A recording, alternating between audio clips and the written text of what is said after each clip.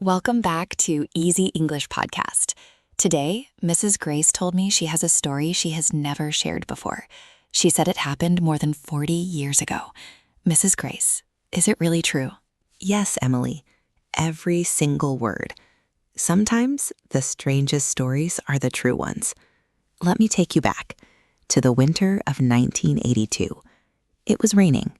Not heavily, just enough to make the streets look like mirrors. I was 23 years old. I had just started working as a teacher in a small village. Every afternoon, I walked home through the same narrow street. Nothing ever changed there. The same bakery, the same old trees, the same silent houses.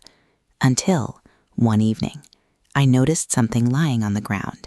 An old photograph, black and white. It looked very old. The edges were torn. Someone had stepped on it many times. I picked it up. There were 4 people smiling at the camera. A little girl, her parents, and an old man. On the back, someone had written only 3 words.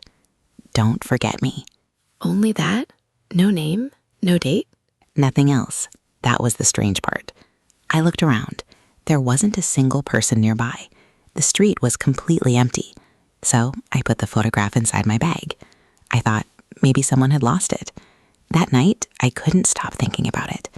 Why would someone write, "Don't forget me"? It sounded more like a message than a memory. The next morning, I decided to ask around the village. I showed the photograph to the baker. He looked at it for several seconds.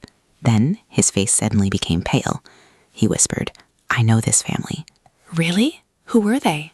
I asked the same question, but instead of answering, he quietly closed his shop door. He looked outside to make sure nobody was listening. Then he said something I have never forgotten. "Mrs. Grace, they disappeared 30 years ago." At first, I laughed. I thought he was joking, but he wasn't smiling, not even a little. He continued, "They left the village one winter night. No luggage, no goodbye. No one ever saw them again." Suddenly, I looked back at the photograph.